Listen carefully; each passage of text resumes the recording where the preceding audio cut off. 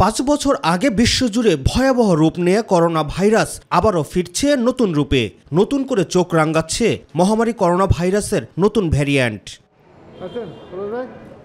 পার্শ্ববর্তী দেশ ভারতসহ এশিয়ার বিভিন্ন দেশের মতো বাংলাদেশেও এরই মধ্যেই শনাক্ত হয়েছে করোনা ভাইরাসের নতুন এই ভ্যারিয়েন্ট। স্বাস্থ্য অধিদপ্তরের তথ্য মতে দেশে গত 9 জুন সকাল 8টা থেকে 10 জুন সকাল 8টা পর্যন্ত 24 ঘন্টায় 101 জনের নমুনা পরীক্ষা করে 13 জনের শরীরে করোনা ভাইরাস পাওয়া গেছে।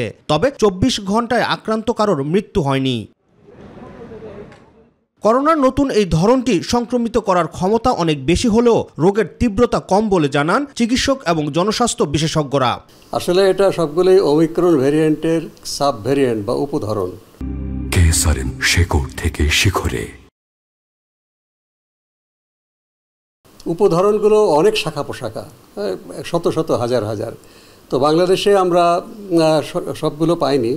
বাংলাদেশে যেটা আমরা পেয়েছি সেটাও খুব দ্রুত ছড়াচ্ছে। এটা বেশি ছড়ালেও কিন্তু করোনার অন্যান্য ধরনের চাইতে এটার গুরুতর রোগীকে গুরুতর ক্ষতি করার ক্ষমতা কিন্তু বেশি না। পৃথিবী বিশ্বের অন্যান্য দেশে কিন্তু আক্রান্তের সংখ্যাটা পাওয়া যাচ্ছে এবং যেটা বলা হচ্ছে যে একটু দ্রুত ছড়িয়ে পড়ে, কিন্তু খুব বেশি আতঙ্কিত এখনই হওয়ার সময় কিন্তু আসে নাই, যেহেতু বিশ্বের অন্যান্য দেশেও কিন্তু ছড়িয়ে পড়েছে। যার জন্য আমরা আগাম সতর্কতা হিসেবে সবাইকে স্বাস্থ্যবিধি মেনে চলার দিকে জোর দিচ্ছি বেশি।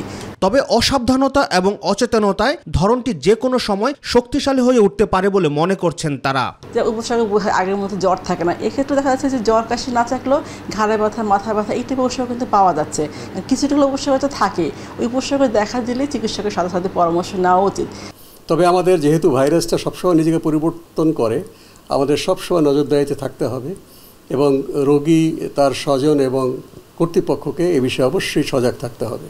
প্রয়োজনে উচ্চ ঝুঁকিপূর্ণ স্থান যেমন হাসপাতালে মাস্ক ব্যবহার এবং সাবান দিয়ে হাত ধোয়া। উচ্চ ঝুঁকিপূর্ণ ব্যক্তি যাদের রোগ প্রতিরোধ ক্ষমতা কম তাদের 4র্থ ডোজ ভ্যাকসিন নেওয়ার পরামর্শও দেন এই বিশেষজ্ঞরা। প্রথমত আমাদের হাসপাতালগুলো এবং স্বাস্থ্যকেন্দ্রগুলোতে এই সাবান দিয়ে হাত ধোয়া এবং মাস্ক পরাটা নিশ্চিত করতে হবে, কারণ রোগ তো ছড়ায় সাধারণত এই বড় বড় হাসপাতাল যেখানে অনেক লোক যাচ্ছে।